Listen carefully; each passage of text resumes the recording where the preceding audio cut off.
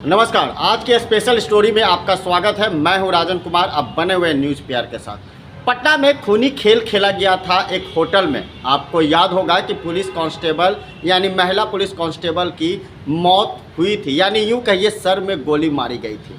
तो चलिए इससे पीछे आपको लेकर चलते हैं हम। आपको याद होगा यूपी का एक मामला जो सोशल मीडिया पर काफ़ी सुर्खियाँ बटोर रही थी, वो थी ज्योति मौर्य और आलोक की लव स्टोरी। पत्नी को पढ़ा लिखा कर यूपीएससी करवाकर यूपी में एसडीएम का पोस्ट मिलता है और ज्योति मौर्य किसी और से प्यार कर बैठती है।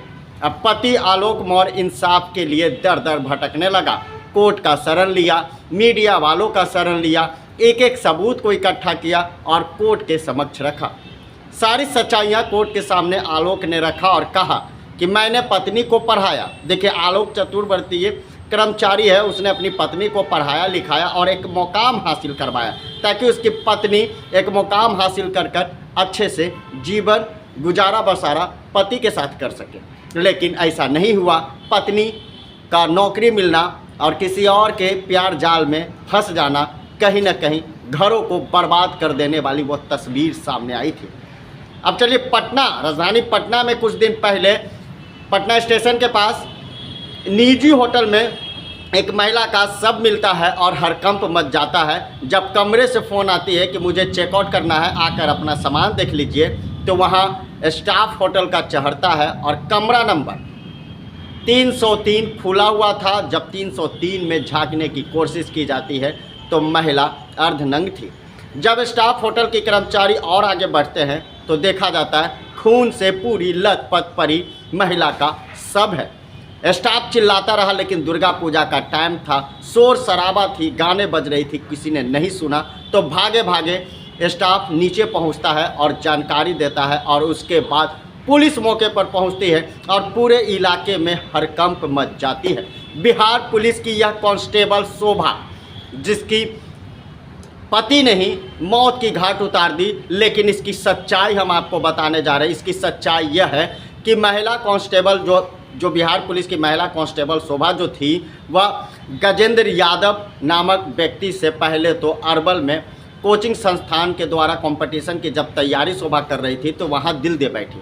दोनों में बातें हुई, नज़दीकियाँ बढ़ती गई। धीरे धीरे नज़दीकियाँ ऐसी बढ़ी कि दोनों शादी करने के लिए तैयार हो गए। दोनों अपने माता पिता से बात किए, शादी की तैयारियाँ शुरू हुई, दोनों में शादी हुई।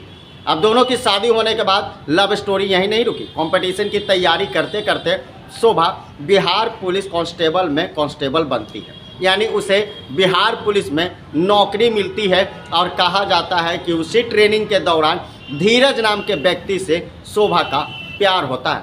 अब सोचिए कि महज 1 साल में मात्र 2 छुट्टी, और उसके बाद गजेंद्र यादव जो शोभा की पति थे वो लगातार उन्हें बुलाते थे कि अब घर आ जाओ, मन नहीं लगता, बच्चे आपको देखने के लिए तरस रहे हैं। लेकिन शोभा का साफ कहना था ड्यूटी है, ड्यूटी छोड़कर नहीं आ सकते।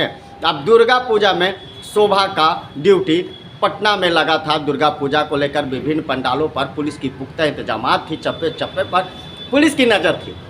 अब उस बीच में शोभा पटना में ड्यूटी करने लगी दुर्गा पूजा को लेकर। जब पति को यह बात पता चला, यानी गजेंद्र यादव को, तो वो अपनी पत्नी को फ़ोन करता है और कहता है मुझसे मिलना है, यानी आपसे हमें मिलना है। लेकिन बात को टाल दिया जाता है तो गजेंद्र यादव बिना बताए फिर दोबारा आता है और आने के बाद वह हर एक गतिविधि को जानने का प्रयास करता है।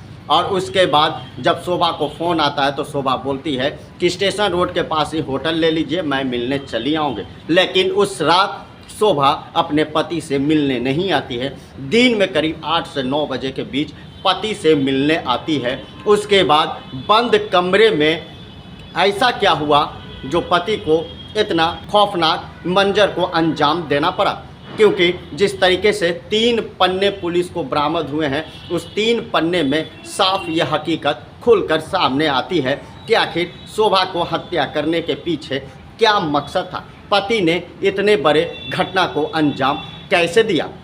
कमरे में खून से लथपथ शोभा का शव पड़ा हुआ था और पुलिस सकते में थी कि आखिर ऐसा क्यों हुआ। पुलिस का जांच दायरा बढ़ता गया। पुलिस के जांच दायरे में परत दर परत खुलता चला गया। वह युवती से, मृत युवती से फिर शोभा नामक युवती से पहचान हुआ, बिहार पुलिस में कांस्टेबल की पोस्ट पर वो है, और उसके बाद पति ने ही हत्या किया। उसके बाद तीनों सबूत में प्रेम कहानी का वो मंजर आया जिससे एक घर बर्बाद और तबाह हो गया।